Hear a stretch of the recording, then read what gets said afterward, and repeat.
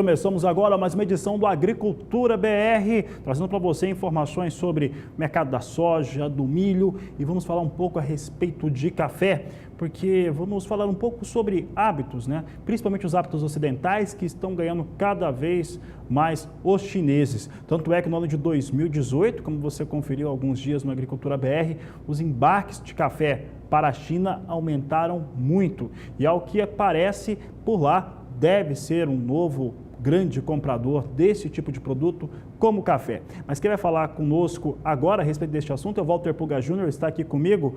Puga, chineses estão tomando mais café e é um mercado que não dá nem para imaginar o tamanho, que cada vez que aumenta um pouquinho essa proporção de consumo por lá, mexe bastante com as exportações, principalmente do Brasil. Puga, boa tarde, seja bem-vindo.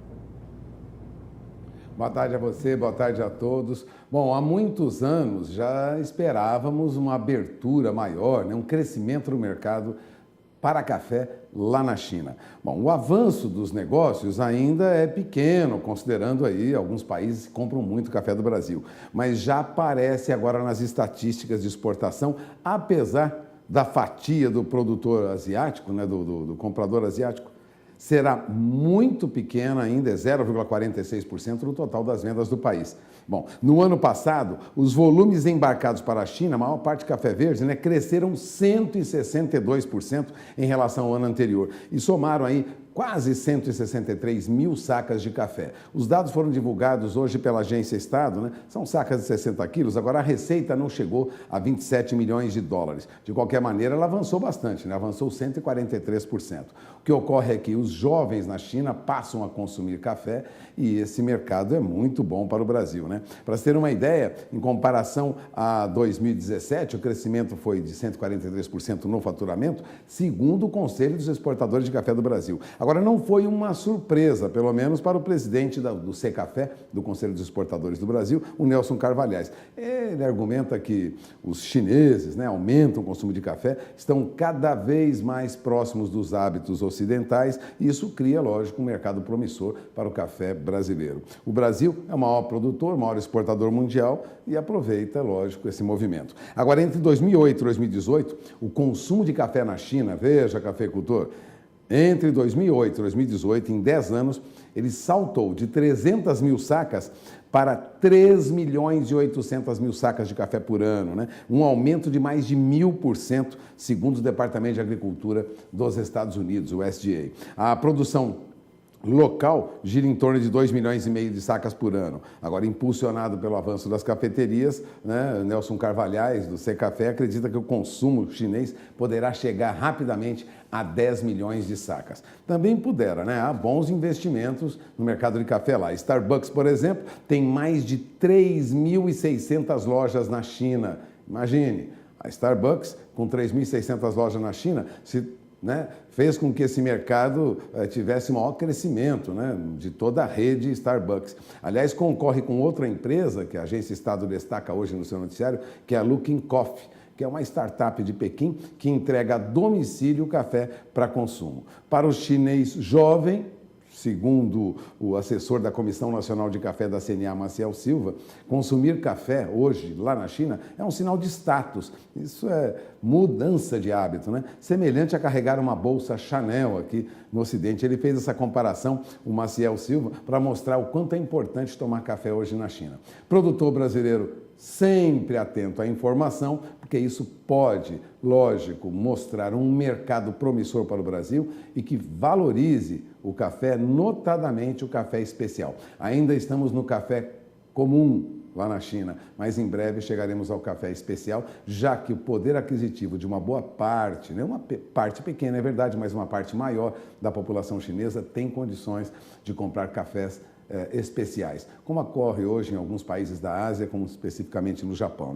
A China aplica tarifas de importação, de 8% para o café verde e de 15% para o café torrado e café moído. Então, há uma taxação, sim, mas isso não impede que as vendas cresçam e cresçam muito.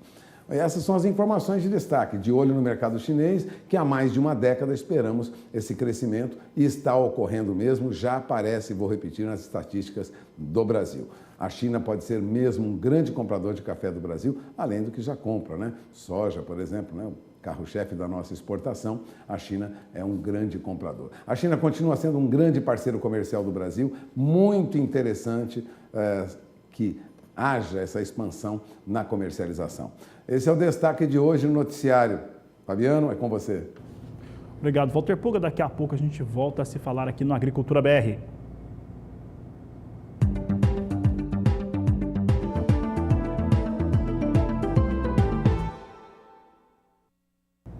Eu trago agora os destaques do relatório da FCA Stone, que na última sexta-feira divulgou novos números em relação à sua projeção para a soja no Brasil. E a FCA Stone reduziu em quase 6%, 5,9% de queda na estimativa que tinha em janeiro para essa apresentada em fevereiro. De acordo com a FCA Stone, essa queda ela ocorre porque teve uma nova identificação em torno de situação de seca, falta de chuvas e muito calor em áreas de produção de soja. Com isso, a produção brasileira, a estimativa da FCA Stone, recuou de 116.215.000 toneladas para agora dos 112.195.000 toneladas. Então, queda em relação à expectativa de produção, de acordo com a FCA Stone, é o que você vai conferir agora no gráfico comigo.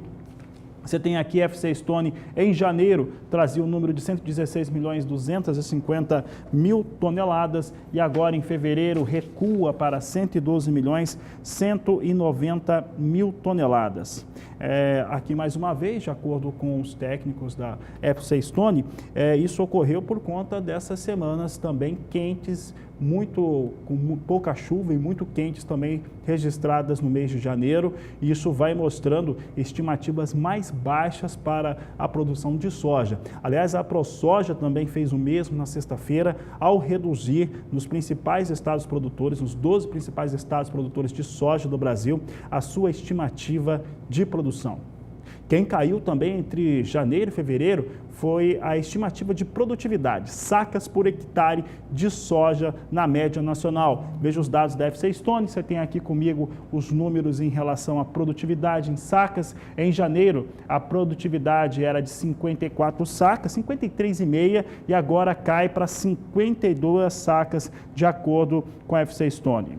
Um outro dado importante, de acordo com Ana Luísa Lodge, da FCA Stone, é que a estimativa de exportação também recua, de 72 milhões de toneladas, que a FCA Stone dizia mês passado, agora para 68 milhões de toneladas, é o que a Agricultura BR destaca agora. Você tem aqui os dados agora de exportação. Em janeiro alcançavam 72 milhões de toneladas, em fevereiro 68 milhões de toneladas de soja. De acordo com a analista Ana Luísa Lodge, esse cenário ocorre porque não houve ajuste de consumo interno, que deve ser favorecido pelo provável aumento da mistura de biodiesel para os 11%. E a queda aqui na expectativa de exportação ocorre muito mais por conta de uma disponibilidade menor. Se o consumo aqui interno dá sinais que deve ser forte nesse ano, é a disponibilidade interna de soja com uma produção menor que deve influenciar o recuo nas exportações.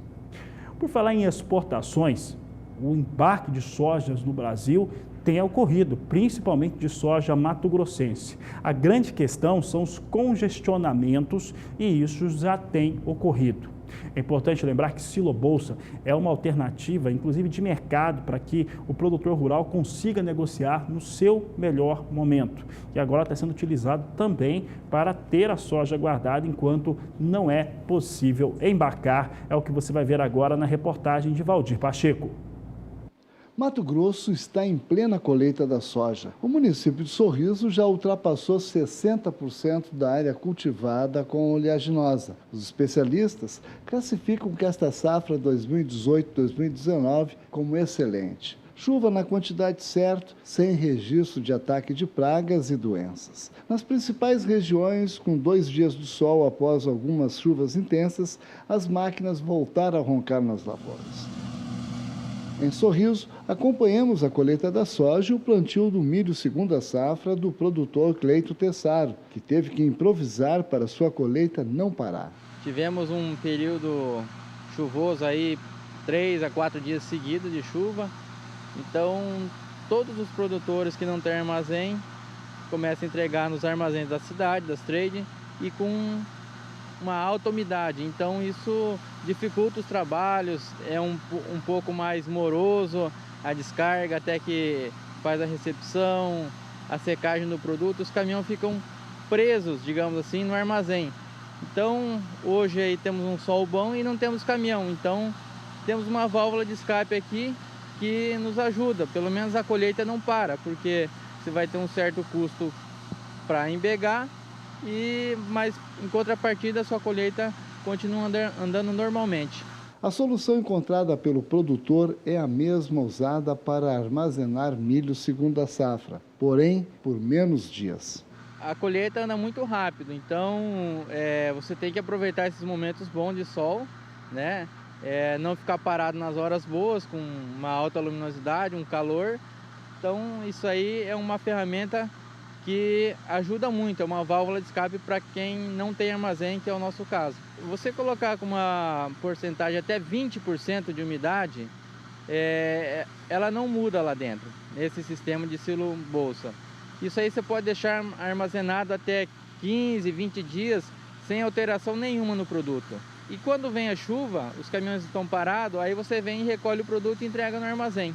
Nesse caso aqui está entre 15% e 16% de umidade, você pode ficar por um período de até 30 dias sem problema nenhum. Esta é a variedade de ciclo médio plantado aqui na Fazenda Santa Ernestina, de 115 dias. A produtividade média está em torno de 60 a 65 sacas por hectare.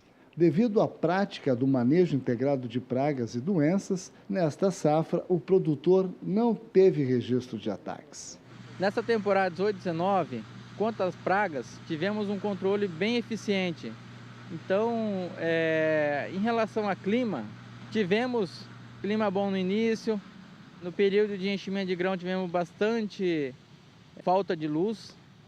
Logo após tivemos uma estiagem, então prejudicou um pouco na hora de encher o grão. Isso aí está impactando agora na colheita em torno de 10 a 12% a menos em relação ao ano passado. Valdir Pacheco para o SBA, Sistema Brasileiro do Agronegócio. Colheita lá no Mato Grosso, em Goiás e aqui no Mato Grosso do Sul também. O produtor rural está com as máquinas nos campos. Em alguns estados aqui no Mato Grosso do Sul, na mesma fazenda, tem produtividade chegando a pouco mais de 55 sacas, ao mesmo passo que na mesma propriedade dando 25, 30 sacas por hectare, por conta do fator climático que atingiu soja em momento crucial de desenvolvimento. É por isso que nós vamos saber agora como é que está essa previsão do tempo para o centro-oeste brasileiro, a região que tem a maior produção de soja do país. Quem fala sobre o assunto é Juliana Rezende, que está aqui conosco. Juliana, boa tarde, uma boa semana para você, seja bem-vinda.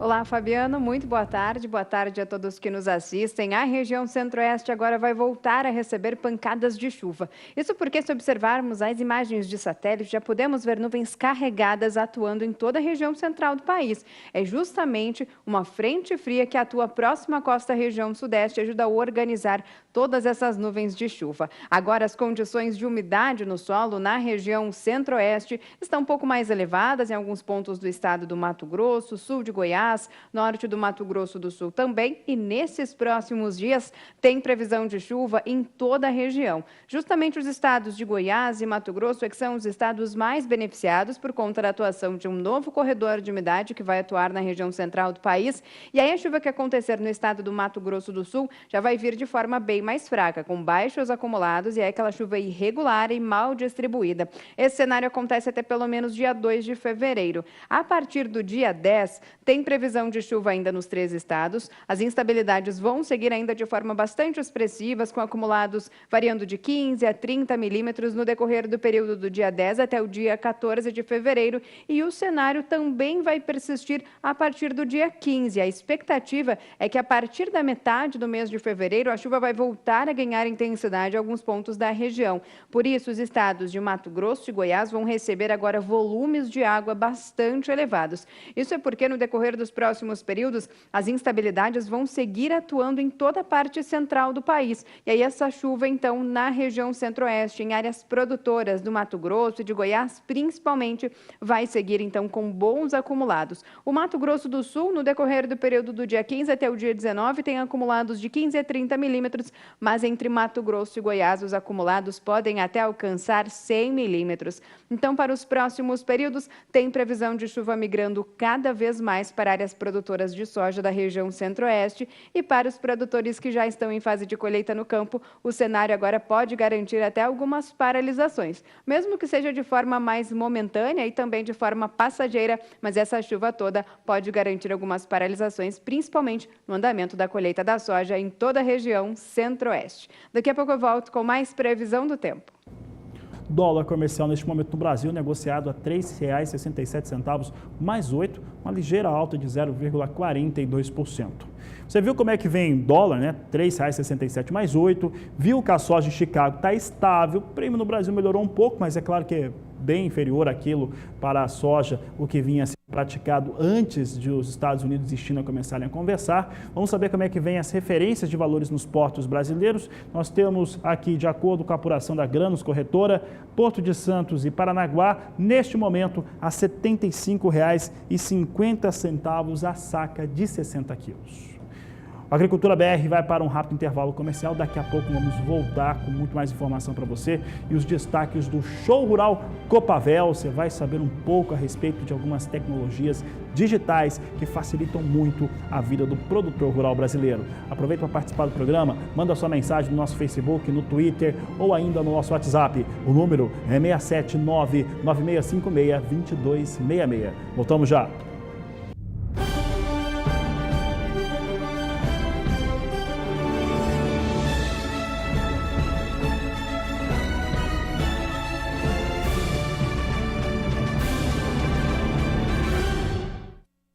E o Agricultura BR traz agora em destaque as informações do milho.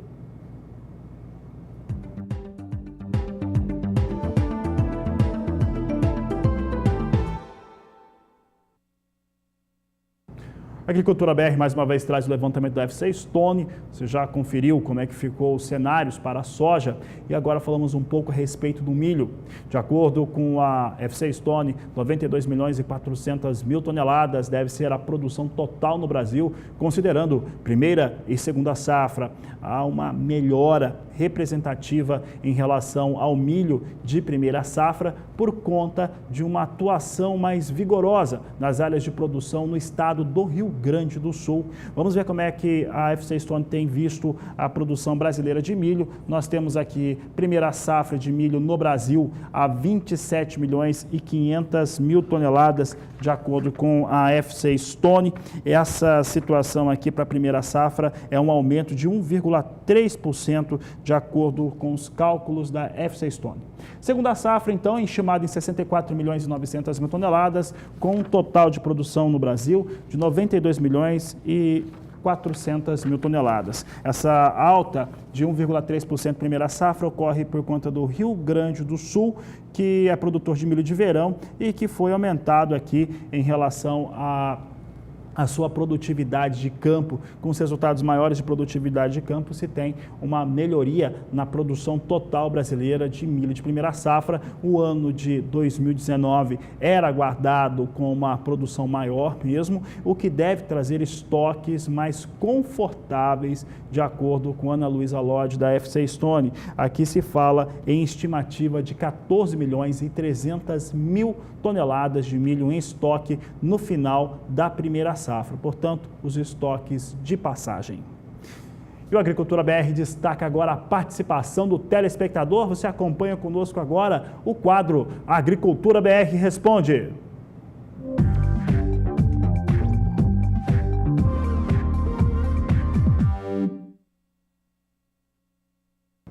Participação de hoje vem do estado de Minas Gerais. Eu sempre lembro que a sua participação é importante. Você viu ali na vinheta. Você pode participar através do Twitter, do Facebook, do WhatsApp. Então, mande a sua mensagem, como o nosso amigo telespectador aqui mandou para nós, Jadean de Oliveira, de Muriaé. Ele diz o seguinte: boa tarde, gostaria de saber a previsão do tempo para a minha região, para o plantio do milho safrinha. Está cultivando milho safrinha, quer saber como é que vem a previsão do tempo? Nós vamos agora trazer para você como é que vem esse acompanhamento. Quem responde é a Juliana Rezende. Vamos conversar com a Juliana agora para saber como é que vem então a previsão do tempo para Muriaé, em Minas Gerais, e toda a região. Vamos falar agora então com a Juliana Rezende. Juliana, como é que fica a área de produção do telespectador para produzir milho safrinha?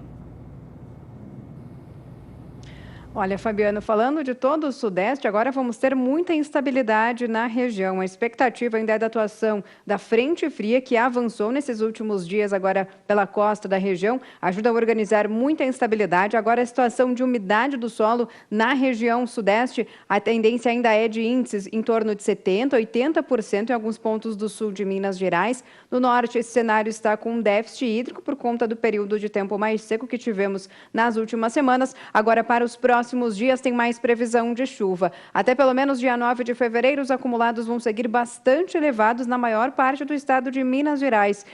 Da região central até o norte, a previsão é de acumulados que conseguem alcançar até 100 milímetros.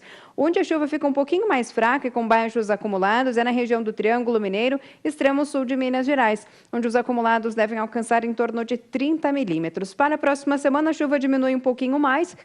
Entre os dias 10 e 14 de fevereiro, as instabilidades agora perdem um pouquinho mais de intensidade, aí os acumulados já ficam menores, variando de 15 a 30 milímetros dessa vez em todo o estado mineiro, incluindo a região de Muriaé também. No decorrer do terceiro e último período, a partir do dia 15 de fevereiro, as chuvas voltam a ganhar um pouco mais de intensidade. Dessa vez é mais para o interior mineiro que a chuva ganha um pouco mais de força, Triângulo, faixa oeste também do estado, e até a região central, os acumulados voltam a ficar um pouco mais elevados, e a previsão é de chuva um pouco mais expressiva na região. Então, a expectativa para esses próximos dias é de chuva mais forte, risco até para alguns temporais por conta da atuação da frente fria. Agora, a tendência para a semana seguinte é de chuva diminuindo. A chuva volta a ganhar um pouco mais de intensidade meados da metade do mês de fevereiro, e a expectativa, então, para grande parte da região de Minas Gerais, Sudeste, incluindo também a região de Muriaé, agora é de chuva mais persistente e frequente na maior parte da região Sudeste do Brasil. Daqui a pouco eu volto com mais previsão do tempo. Obrigado, Juliana. Até daqui a pouco, e você pode participar também aqui do Agricultura BR. É simples, você manda sua mensagem nas nossas mídias sociais, você pode mandar no Twitter, no Facebook e, claro, no nosso WhatsApp. O número é 679-9656-2266. Este foi o quadro Agricultura BR Responde.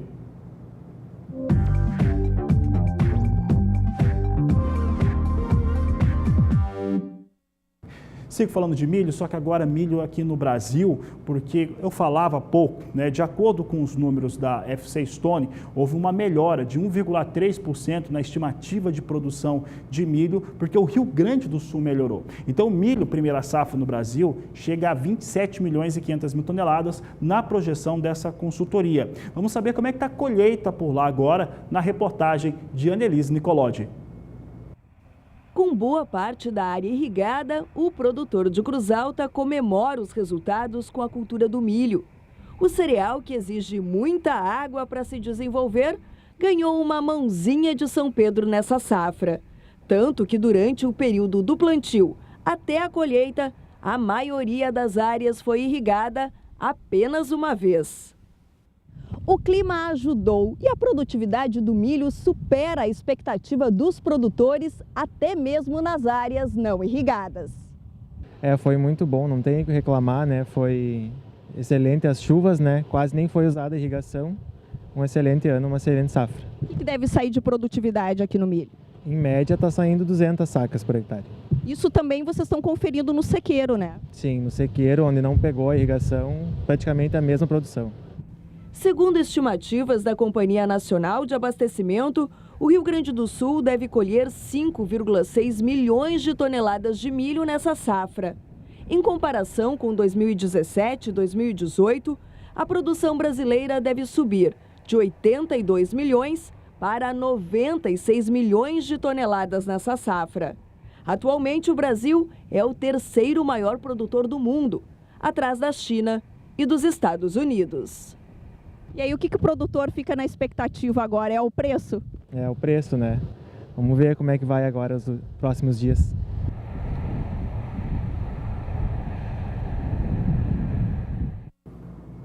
O Rio Grande do Sul colhendo milho, primeira safra, que é o milho de verão, que é produzido no estado do Rio Grande do Sul.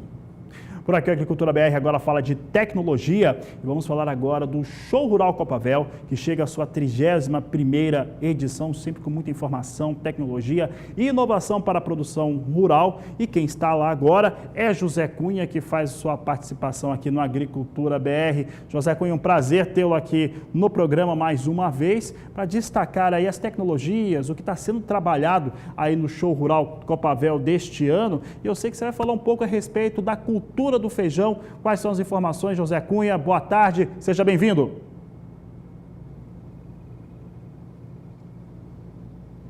É isso mesmo, Fabiano. Boa tarde para você, boa tarde para todos que assistem ao Agricultura BR. Eu estou aqui no Show Rural, em Cascavel, e aqui no espaço da Embrapa, entre as várias tecnologias que a Embrapa está apresentando aqui, nós vamos falar especificamente sobre uma nova cultivar de feijão. E eu estou aqui com o seu Marcos Marangon, que é analista da Embrapa, e vai falar para a gente, seu Marcos, qual que é o grande diferencial dessa nova cultivar? Pois é, nós estamos trazendo aqui uma grande notícia, muito importante para o agricultor. E o canal do Boi aqui vai ser uma grande oportunidade de atingir todos os agricultores do Brasil. A grande diferencial é a produtividade. Esse material aqui tem um potencial de 5.000 quilos por hectare. Para você ter uma ideia, hoje o produtor, os técnicos, né, têm uma condição assim de trabalhar com 3.000 quilos por hectare, né?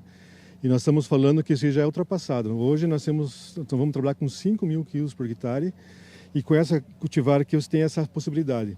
Então a gente fala para o produtor para alcançar esse potencial, porque a tecnologia mais nobre que existe é cultivar. Todas as outras tecnologias, elas são para buscar o potencial da cultivar. Então se eu pego a agricultura de precisão, sensoramento remoto, fertilizantes, outros insumos, tudo é para buscar o potencial da cultivar. E essa cultivar, ela vem embarcada nessa semente, né? Aqui tem o grão, né? A semente do 400 BRS FP 403. Aqui, dentro desse grãozinho aqui, está embarcada essa magnífica tecnologia que pode propiciar alta rentabilidade para o produtor. O produtor hoje tem medo de plantar feijão por causa do mercado, né? Então o preço oscila muito baixo, muito cima. Para ele não ficar refém no mercado, ele tem que buscar produtividade. Acima de 3.000 quilos por hectare, ele já não é mais refém no mercado. Porque se o preço estiver ruim, ele vai ter um lucro pequeno. Se o preço estiver bom, ele vai ganhar muito mais que soja e milho. Ainda mais com 5.000, então, onde o produtor vai ter altíssima rentabilidade e vai buscar uma cultura que vai entrar na rotação, né, do sistema. Então, propicia muitas vantagens ao agricultor. E quais são as condições ideais para essa nova cultivar? As condições, a gente começa entendendo que é a qualidade da semente, né? Então ele comprar no sistema formal de produção de sementes, onde a semente é certificada, e ele vai garantir que não vai trazer doenças, porque só 3 doenças do feijão que não são transmitidas pela semente. O restante, todas as outras doenças podem embarcar nessa semente também. Então ele tem que ter a garantia de uma semente de alto padrão, de alta qualidade, e depois pensar muito na questão de solo, manejo de solo. O solo não pode estar compactado, não pode ter o alumínio tóxico no perfil do solo.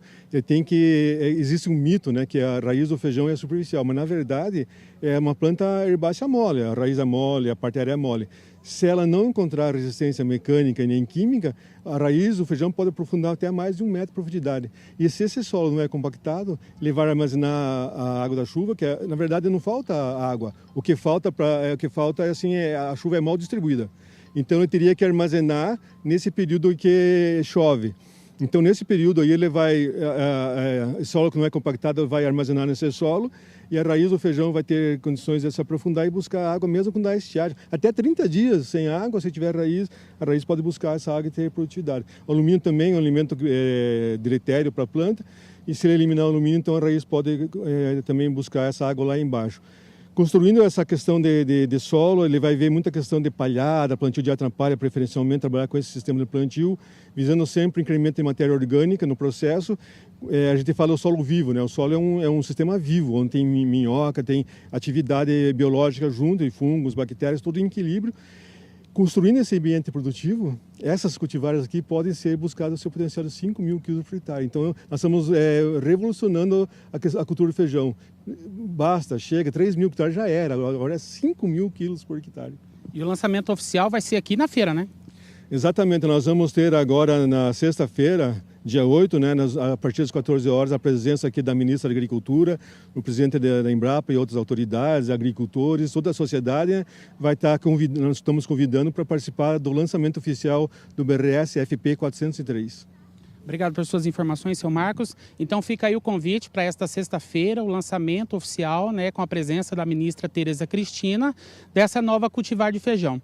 Fabiano, daqui a pouquinho eu volto para a gente falar sobre o sensoriamento remoto das cultivares de soja. É com você aí do estúdio. Tá certo, então, José Cunha, obrigado pela sua participação. Daqui a pouco, então, voltamos ao Show Rural Copavel com mais destaques, mais informações aqui no Agricultura BR. Nós vamos para o intervalo comercial. Lembro sempre que a sua participação é importante. Participe conosco, mande a sua mensagem para o nosso WhatsApp, é o 679-9656-2266. Voltamos já.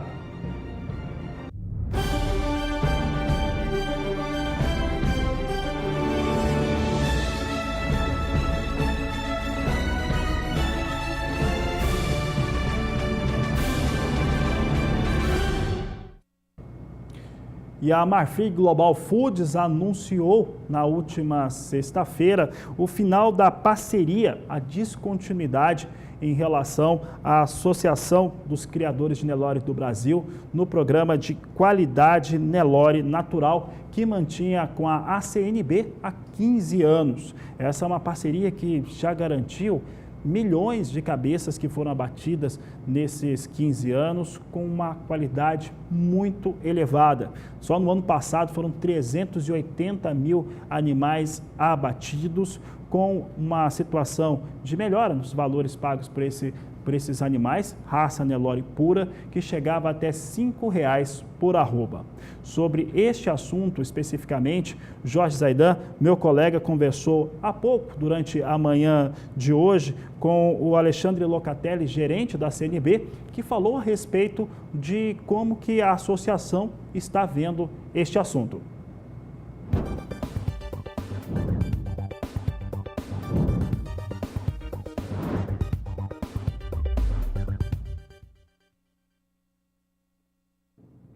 André, muito obrigado pela sua entrevista. A Marfrig havia dado sinais de que ia descontinuar o programa? Zaidan, o programa vinha tocando de uma forma natural, vinha funcionando normalmente.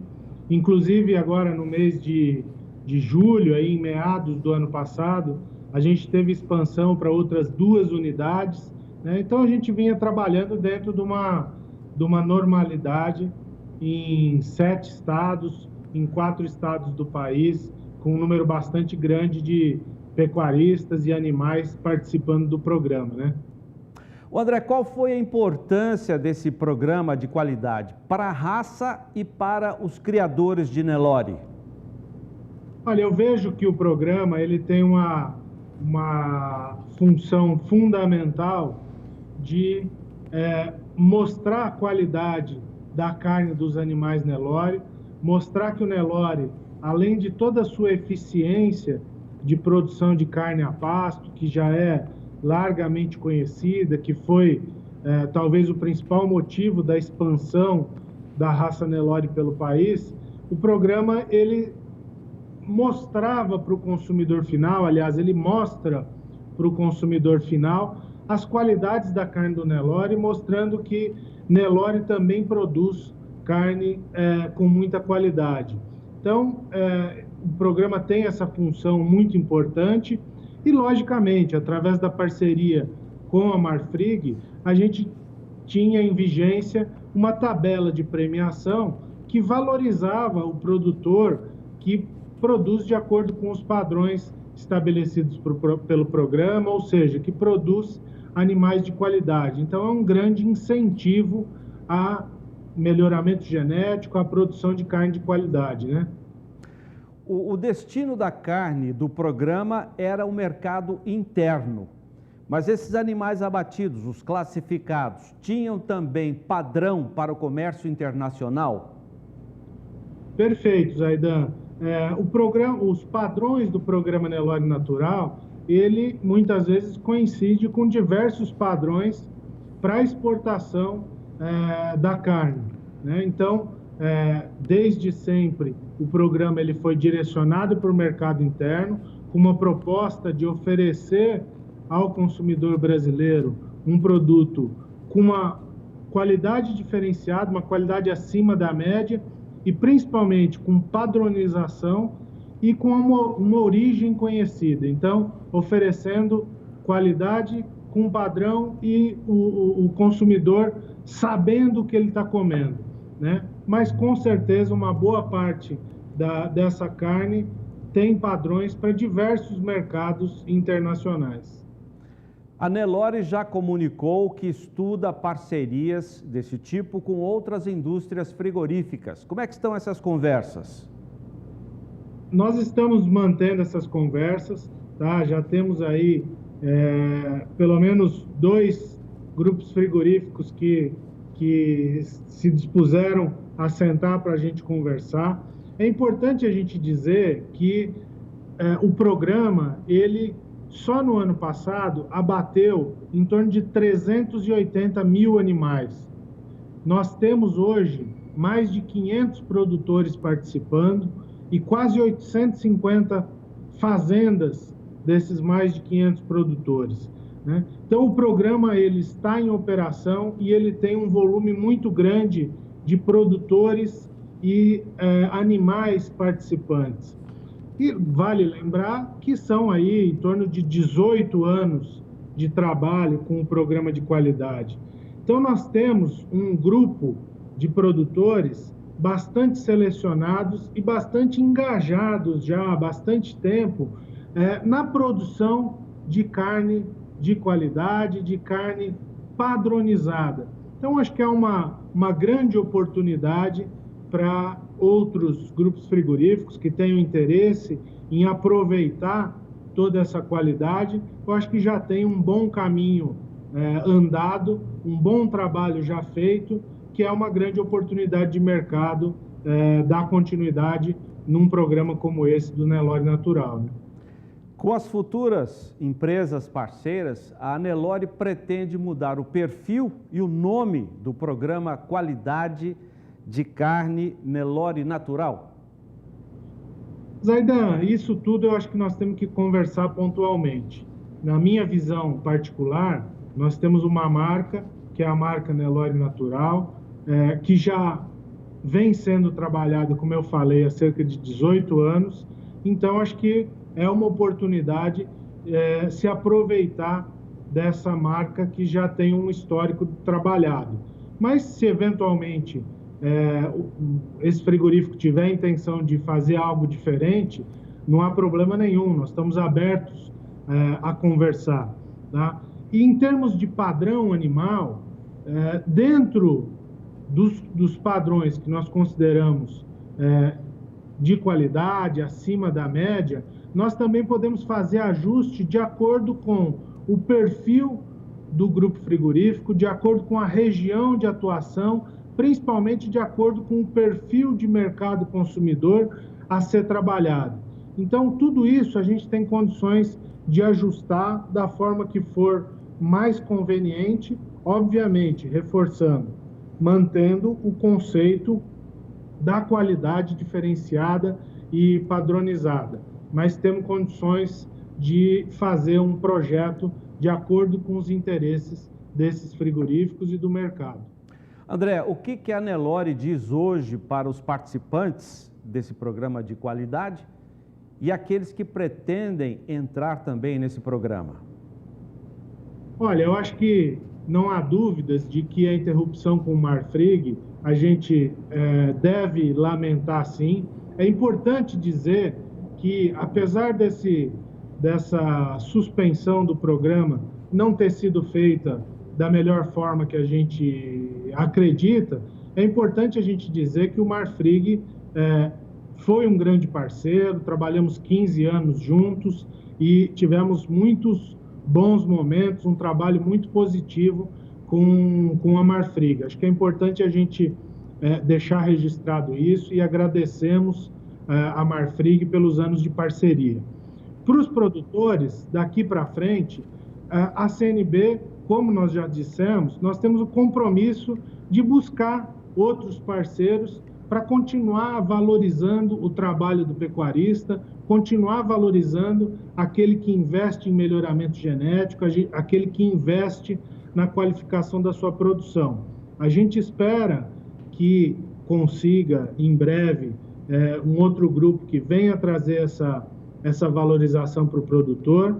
E o que eu digo ao produtor, vamos continuar juntos, né? Eu acho que justamente com a união, com esse volume de produtores, com esse volume de animais, é dessa forma que a gente vai conseguir mostrar o nosso valor e trazer benefícios comuns a toda a cadeia. Então, vem com a gente, vamos continuar junto e eu espero que em breve a gente possa anunciar aí um novo parceiro que dê continuidade ao programa Nelore Natural. André, muito obrigado pela sua entrevista. Obrigado, um grande abraço aos amigos do Sistema Canal do Boi. Foi o André Locatelli, gerente executivo da ACNB. Você vai ver essa entrevista na íntegra mais tarde no programa Mais Pecuária com o Jorge Zaidan, que retornou de férias. Por aqui, o Agricultura BR vai para o intervalo comercial. Daqui a pouco nós vamos falar sobre clima, sobre algumas questões importantes para lidar com culturas que estão passando por estresse hídrico. É o que você confere daqui a pouco, depois do intervalo.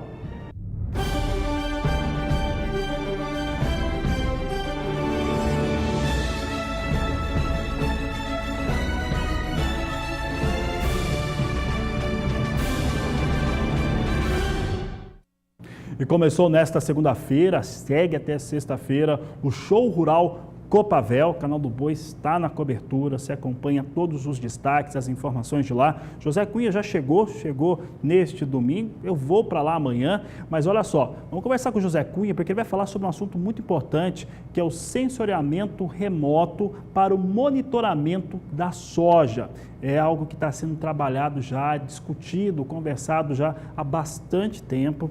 E essa tecnologia, ela permite uma perfeita visão, algo mais profundo em torno daquilo que vai acontecendo nas áreas de produção de soja. Nós vamos lá até Cascavel, então José Cunha está comigo. José Cunha, é com você. Oi, Fabiano, estamos de volta aqui do Show Rural e nós estamos aqui agora no stand da UEI, a Universidade Estadual de Maringá, e eles estão aqui falando sobre o sensoriamento remoto da soja. Eu vou conversar com o professor doutor Marcos Rafael Nani, ele que é professor de agronomia da universidade, e vai falar para a gente um pouquinho o que é exatamente o sensoriamento remoto. Professor, boa tarde. Boa tarde a todos. Bom, sensoriamento remoto é uma técnica, uma ciência, em que a gente pode obter informações de um objeto, esse objeto no caso de estudo é a soja, a partir de sensores, que são câmeras espectrais, multiespectrais, hiperespectrais, onde a gente pode obter informações desse alvo e a partir dessas informações estabelecer um projeto de trabalho dentro da cultura e um plano de manejo para que a gente possa ter aumento de produtividade. E como está funcionando essa parceria da universidade com a Embrapa no desenvolvimento desse trabalho todo? Nós temos alguns sensores, e esses sensores são sensores tanto transportados em drones como em avião, que nós conseguimos com a Embrapa alguns experimentos. Basicamente, hoje nós temos 3 experimentos com a Embrapa. Um deles é a avaliação do déficit hídrico da cultura da soja. Estamos avaliando algumas cultivares que têm a possibilidade de resistir um maior tempo no campo com menor quantidade de água, portanto ela é tolerante ao déficit hídrico. Um outro projeto é em relação à deficiência de potássio na soja e também na cultura do milho, uma deficiência que muitas vezes não é visualizada durante o desenvolvimento da cultura. A gente consegue antecipar essa deficiência por meio dos sensores e que possa estabelecer, então, para o agricultor o momento correto para ele intervir na aplicação de adubos potássicos. E o terceiro é quanto a gente distinguir genótipos da cultura da soja. Então, como a Embrapa ela é uma empresa que visa a produção de sementes, a gente fica preocupado com a possibilidade da existência da pirataria. Então, com os sensores, nós já estamos conseguindo separar grupos de cultivares que têm o mesmo background genético. Ou seja, aquela empresa que produz uma semente e detém a patente dela, muitas vezes ela quer saber onde esta semente foi plantada e por quem foi plantado. Nós estamos estabelecendo um protocolo e uma metodologia que a gente possa saber no futuro próximo onde é que está a semente plantada de algum produtor de semente. E quais são os tipos de sensores que vocês estão trabalhando? Bom, nós trabalhamos basicamente com sensores, que são sensores imagiadores, que são as câmeras fotográficas e filmadoras, e sensores não imagiadores, que nós chamamos de espectroradiômetros, que em vez dele fazer uma imagem, ele produz um gráfico que nós chamamos de resposta espectral da cultura. Essa resposta espectral ela é única para cada cultura e para cada estágio de desenvolvimento dessa cultura. O interessante é que com essa curva espectral, como a planta ela responde de acordo com a possibilidade de algum estresse, nós podemos coletar a informação e definir qual é o estresse que essa planta está apresentando. O Fabiano estava falando agora há pouco que isso é uma questão que já está sendo muito discutida, né, no meio do plantio da soja. Quais são as perspectivas de futuro que tem a utilização dessa tecnologia? Bom, atualmente a grande maioria dos agricultores tem tido informações que são repassadas principalmente de imagens de satélite, né?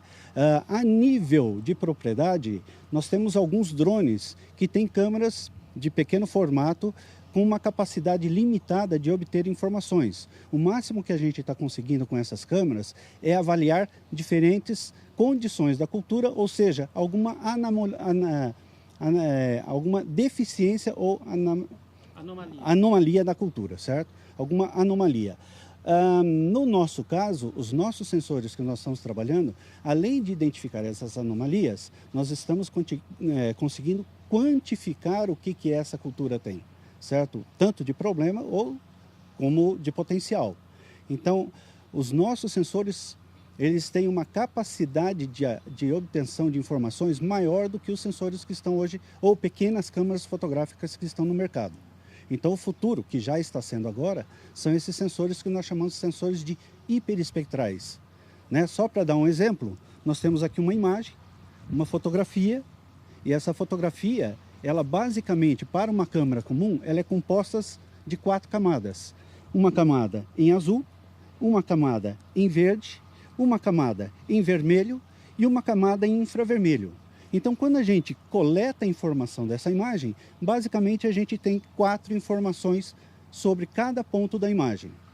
As câmeras hiperespectrais que nós podemos montar, tanto em drones de pequeno formato ou até drones de grande formato, ela tem a capacidade de obter essa informação não apenas em 4 bandas, mas ela pode subdividir o verde, o vermelho, o azul e o infravermelho em centenas de camadas.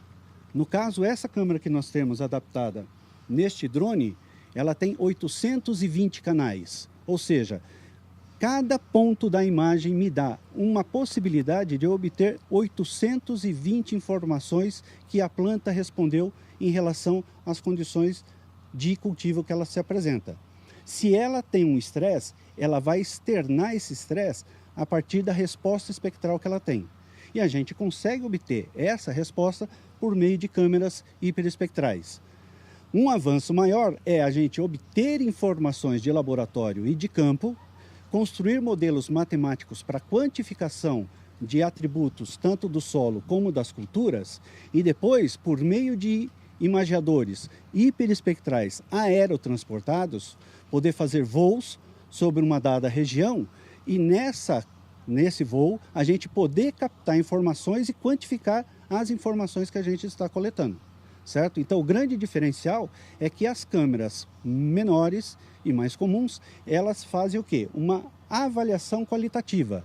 Você tem anomalias e você pode ir lá na propriedade e tentar avaliar o que está acontecendo. As câmeras hiperespectrais, elas conseguem um upgrade a mais da informação, que ela pode ser feita tanto a nível de drone, quando você está fazendo experimentação, ou a nível de propriedade, ou até mesmo de grandes áreas agrícolas, no caso do sensor hiperespectral aerotransportado. Isso aumenta em quantos por cento o controle do produtor em cima da plantação? Ele pode ter, atualmente, uma disponibilidade de dados que ele tem o controle total da questão de crescimento da sua cultura, certo? É lógico que os modelos ainda têm que ser calibrados cada vez mais para cada fator de produção. Algumas coisas ele não vai conseguir jamais controlar, por exemplo, o tempo, né? O clima. Então, você pode estar fazendo tudo certo, mas não chove, como ocorreu esse ano, principalmente no oeste do Paraná, e você teve baixa produtividade em algumas lavouras. Mas quando você tem uma condição favorável de crescimento, toda essa tecnologia embarcada, ela te potencializa a você observar a resposta antecipada de alguma coisa que pode acontecer na tua cultura. Tanto uma deficiência de fertilidade do solo que pode ser corrigida a tempo, ou mesmo uma deficiência de ataque de pragas ou doença na sua cultura da soja. Tá certo, seu Marcos, obrigado pelas informações. Quem quiser informações, o stand de sensoriamento remoto está aqui no Show Rural, no espaço da Embrapa. E nós vamos estar acompanhando, nós vamos acompanhar durante toda essa semana a programação por aqui. Fabiano, eu volto com você. Obrigado, José Cunha. Até mais. José Cunha volta em toda a nossa programação com os destaques do Show Rural Copavel. Você acompanha todos os destaques aqui pelo canal do Boi. E olha, o Agricultura BR agora traz as informações relacionadas ao clima e a previsão do tempo no estado do Rio Grande do Sul. É o que você confere agora comigo. Vamos saber agora com a Juliana Rezende como é que fica a previsão. Juliana. Olha, Fabiano, após um mês de janeiro em que as chuvas aconteceram em excesso em alguns pontos do interior gaúcho, fevereiro já começa com instabilidades cada vez mais afastadas do Rio Grande do Sul. Pelas imagens de satélite, podemos ver poucas nuvens pelo estado gaúcho. É justamente porque a partir dessa segunda-feira, uma massa de ar mais seco associada a uma área de alta pressão inibem a formação de nuvens carregadas. Por isso, a expectativa ainda é de tempo firme ainda predominando durante os próximos dias. Agora, a situação de umidade do solo segue ainda um pouquinho mais elevada em grande parte do estado, variando em torno de 50% a 70%. Para os próximos dias, tem previsão de tempo firme na maior parte do Rio Grande do Sul. Até o dia 9 de fevereiro, nada de chuva. O sol vai seguir predominando e a expectativa, então, é de dias ensolarados. A partir do dia 10 de fevereiro, já tem previsão de chuva retornando aos poucos para o estado gaúcho. A expectativa ainda é de pancadas de fraca intensidade. Então, as áreas de instabilidades retornam para o Rio Grande do Sul, mas a chuva mais forte ainda segue atuando em áreas produtoras da região central brasileira. Por isso, no Rio Grande do Sul, o acumulado de chuva segue baixo, em torno de 15 milímetros entre o dia 10 até o dia 14 de fevereiro. A partir do dia 15, a expectativa ainda é de pancadas de fraca intensidade em todas as áreas produtoras gaúchas, até pelo menos meados do dia 19 deste mês. Então, a expectativa agora para as próximas semanas é de a chuva dando uma trégua na maior parte das áreas produtoras gaúchas. Para os produtores que tiveram alguns problemas em relação ao excesso de chuva no mês de janeiro, agora o cenário então é mais otimista. Tempo firme, predominando o avanço então das atividades no campo na maior parte do estado gaúcho. Daqui a pouco eu volto com mais previsão do tempo. Obrigado, Juliana. Por aqui nós estamos falando de clima. Quando a falta de chuvas causa aquele estresse hídrico sobre as culturas que são desenvolvidas. E este é o assunto de agora na entrevista de Sara Keishoff. Recentemente, as chuvas irregulares e as altas temperaturas retiraram uma boa parte do potencial produtivo da soja aqui no Brasil, reduzindo as expectativas de produção da oleaginosa. E para contornar também esse problema, a questão da condição de solo pode ser fundamental. Eduardo Silva e Silva, engenheiro agrônomo, está aqui comigo mais uma vez e vai explicar para a gente de que forma que essa condição do solo consegue resolver problemas como esses que envolvem o clima. Bem-vindo ao SBA novamente. Olá, Sara. Pois bem, a questão do solo é uma questão muito curiosa, porque a gente tem revisitado alguns temas discutidos desde a década de 80, Sim. Principalmente a rotação de cultura voltou a ser pauta, construção de fertilidade de solo, né? E essa questão de descompactação principalmente. Então vejam só, são temas que a gente tem tratado há muito tempo, mas que toda hora a gente precisa rediscutir. Mas o que a gente precisa agora é colocar energia e aplicar efetivamente toda essa questão que faz um sistema resiliente. Tá? O que significa isso? Eu tenho que trabalhar o solo, que é o maior patrimônio que o produtor tem. Eu tenho que trabalhar para ele bem esse ano inteiro e deixá-lo em condição de começar a trabalhar bem o próximo ano e assim por diante. Isso é pensar num sistema resiliente. Ele próprio vai se condicionando para ter uma melhor resposta depois na planta, que é o que se procura. Né? E de que forma que ele compensa o déficit hídrico, vamos dizer assim? Então vamos lá. Manejo principalmente, né? E manejo, quando eu estou falando principalmente de rotação de cultura. Sim, né? Sistema de rotação, não plantio. Né? Direto, por exemplo. Sistema de plantio direto é uma alternativa muito interessante, muito utilizada no Rio Grande do Sul, por exemplo. Né? Qual é a diferença do sistema para o plantio? O plantio, ele, por exemplo, se eu planto trigo no inverno e soja no verão, todo ano, vai desgastar igual. Isso é plantio. Sim. Sistema, eu penso, o que eu posso fazer de cobertura esse ano, qual é a próxima cultura que eu posso botar numa janela. Pro solo Exatamente, coisa, né? eu estou pensando no sistema. Qual é o efeito disso no solo? O efeito disso, junto com alguns produtos-chave, como o sulfato de cálcio, que é um condicionador, e produtos à base de material orgânico, né, faz com que o solo, através de uma química, afrouxe, passando por um componente físico, e essa física cria condições com que a raiz vai mais profundamente, podendo beber mais água lá em períodos de estiagem, e no período de excesso de chuva, ao invés de eu ter um alto índice de escoamento superficial, lavando todo aquele investimento do produtor, que muitos fazem na linha e a profundidade ela é pouca, facilmente lavado, a água infiltra muito bem. Então, qual é a vantagem de se infiltrar muito bem? Quando eu tenho muita chuva, eu não perco o que foi investido, e quando faltar chuva, aquela água que infiltrou está reservada lá embaixo. Serve para os dois casos. Então, é uma poupança 2 vezes. Né? Então, vocês vejam só que o investimento no manejo simples, com um produto certo, não é um produto caríssimo, uma commodity como o NPK que vem de fora, produto brasileiro, não está perto da gente. Eu ia te perguntar, falando disso aí de preço, quanto que representa dentro do orçamento do produtor, quanto que deve representar dentro do orçamento do produtor a questão da preocupação com o solo, com esses componentes aí que você está falando? Pois é, se a gente pegar uma referência como a gente pega na Conab, que faz o balanço ou o levantamento do custo por parâmetro na planilha de custo de uma propriedade, pegar uma planta de lavoura, está em torno de R$600 por hectare de investimento em R$600 ano em fertilizante, tá? Que geralmente são importados também. Geralmente importados. Se a gente for pegar agora dentro desse valor de investimento e considerar condicionadores de solo como o sulfato de cálcio, gesso e o corretivo de solo de acidez, o calcário, o carbonato de cálcio, o óxido de cálcio, isso representa 15% a 20% desse investimento.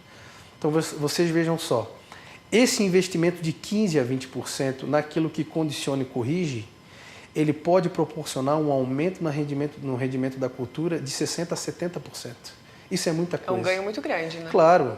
Né? E o produtor que aceita essa ideia... Isso já, desculpa te interromper, já na mesma safra. Na mesma safra, exatamente. Porque a correção somente com calcário, conhecido corretivo de acidez, ela não é um efeito imediato. Né? Por isso que o produtor que está atento, ele quer saber o PRNT do calcário, né? Que é o quanto ele pode reagir em 3 meses e o quanto vai demorar para reagir. Em contrapartida, quando eu trabalho com gesso agrícola, que tem uma alta solubilidade, a resposta, na maioria dos casos, é mais rápida. Né? É perceptível ao produtor. É tão perceptível que na safra ele já tem parâmetros qualitativos que ele mesmo narra para quem o orientou. E no final da safra ele vai vir com um parâmetro quantitativo. Né? Por isso que quem adere a essa ideia, não abandona essa ideia nunca mais. Bacana. Cuidados importantes, né? Então, para aumentar a produtividade e, claro, sempre pensando na rentabilidade lá do produtor, né, Eduardo? Exatamente. Se a regra fosse eu produzo mais colocando mais NPK, por exemplo, que é importante, mas não é a única solução, eu, ao invés de botar 300 quilos, eu botava 1.000 para colher um patamar de 120 sacos por hectare. Mas o produtor sabe que não é assim que funciona.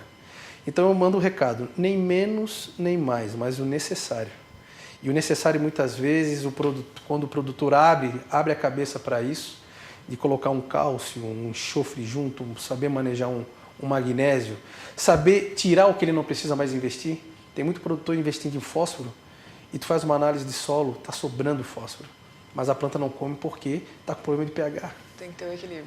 Exatamente, é o exato. Então isso é muito perceptível no bolso dele depois.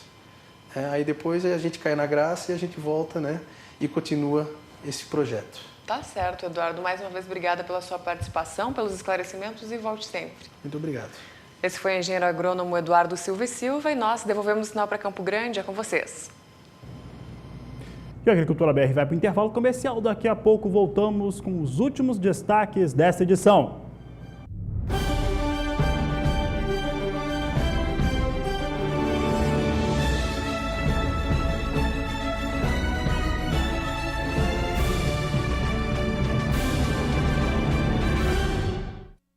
Momentos finais dessa edição da Agricultura BR, vamos ver como é que vem o comportamento da soja em Chicago e o dólar aqui no Brasil. São os dados que trazemos agora, começando pela soja. Soja agora dando vigor de alta, vai subindo de 1 até 2 centes de dólar. Posição de massa 9 dólares, 19 centes por bushel. Demais posições subindo também. Confira conosco agora como é que vem o dólar negociado aqui no Brasil. O dólar comercial está de olho no mercado externo, mas também tem essa acomodação depois das eleições do Senado e da Câmara Federal Brasileira. Vem estabilidade a R$ 3,66, estabilidade com viés de alta de 0,04%. Com essas informações, essa edição da Agricultura BR fica por aqui. Nós voltamos logo mais às 17h20, porque você já sabe, este é a Agricultura BR, a inteligência e a transparência do agronegócio, sempre com você. A todos uma ótima tarde e até mais!